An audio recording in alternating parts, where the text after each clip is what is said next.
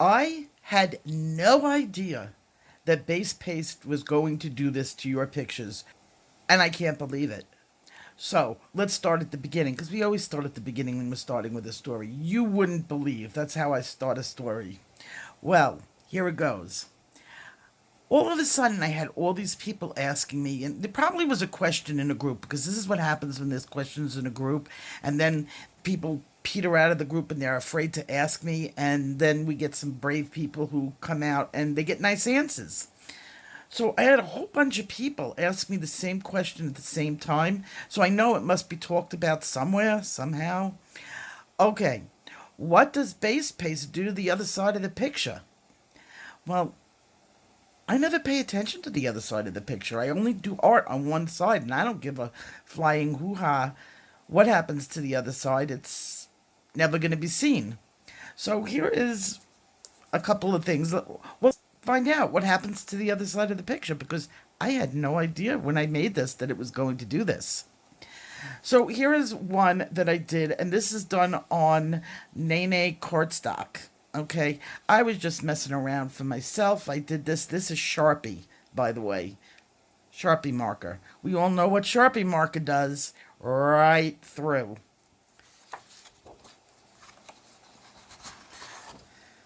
Okay. Now, this is all stuff that it picked up on the desk. I used base paste on this whole entire thing, and the marker didn't even go through at all. Sharpie marker. Nada. Well, you don't have to believe that. We all watched me do this. This is the one that I did, the first one, the clouds, amazing clouds. Okay.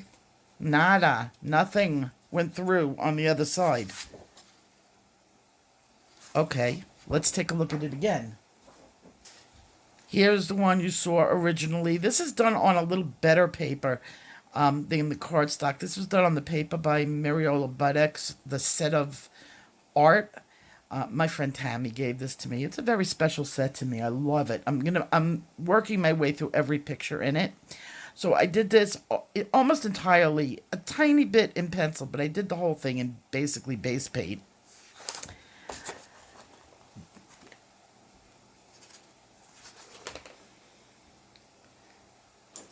Okay, so now I got out Elena Lazareva's book. Now, Elena Lazareva's books are typical coloring books that you find on Amazon.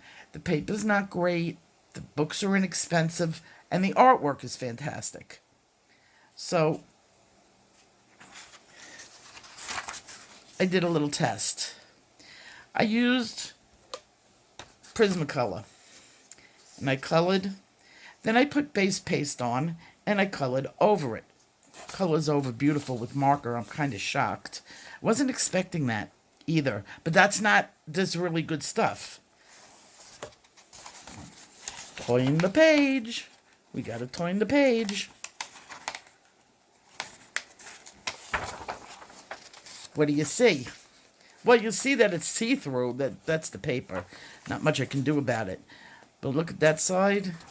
Look at this side, the base paste side, the base paste side, the marker side. So now let's do it for you. Same page, nothing up my sleeves.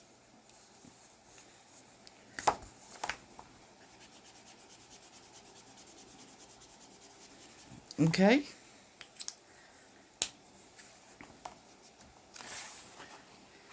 Typical alcohol marker. And there we have it. Okay, let's get out some base paste. Get out a little applicator.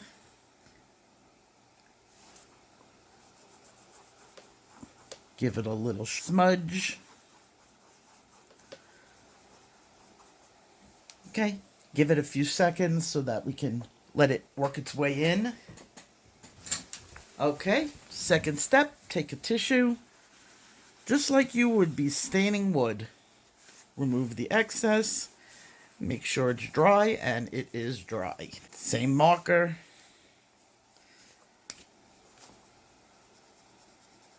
Go over it. And let's just go over this so we know for certain sure.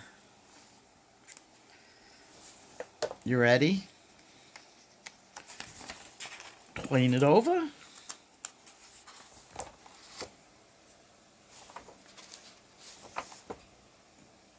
I had no idea it was going to do this. Protects your paper. Now, for those of you that like your cheap coloring books looking good on the other side, we just saved your other side. Let's go a little further.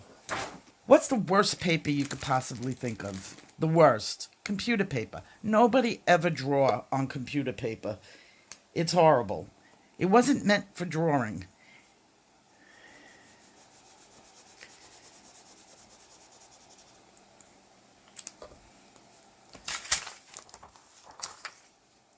Actually looks a little bit better than Elena's. Sorry, Elena.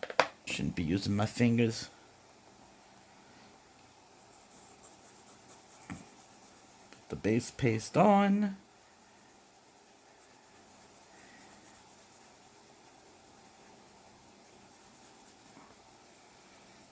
Give it a few seconds. I got the fan on in the room so my tissues go flying. Okay, let's buff it off.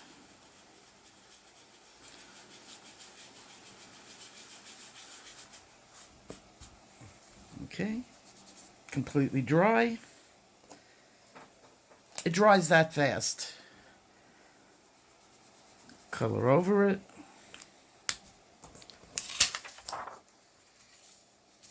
Oh, the cheapest possible paper you can ever use in coloring.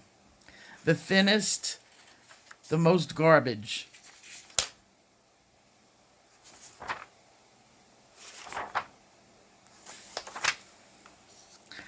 I say that's pretty good. Now I have another hack for you that why didn't anybody tell me about earlier?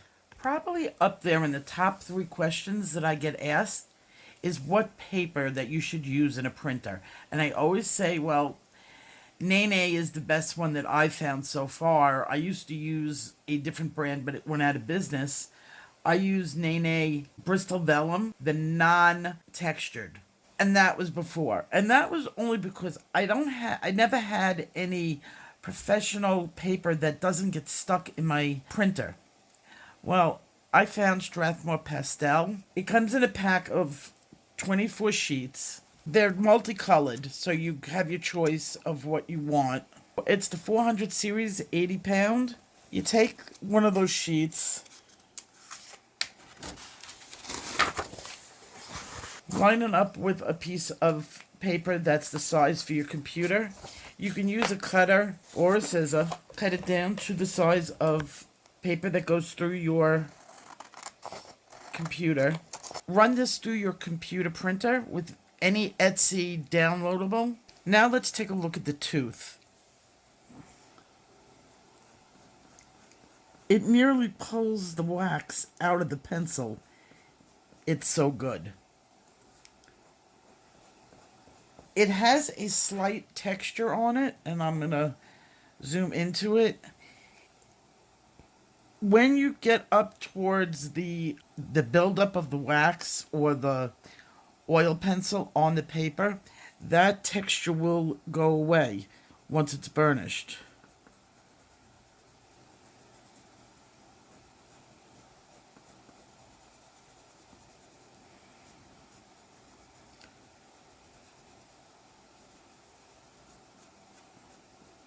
Look how nice that is. It's tooth all day long. Those are my 2 tips. This is my new favorite paper to go through my printer with no problems. And I will see you guys in my next video. Take care. Bye-bye.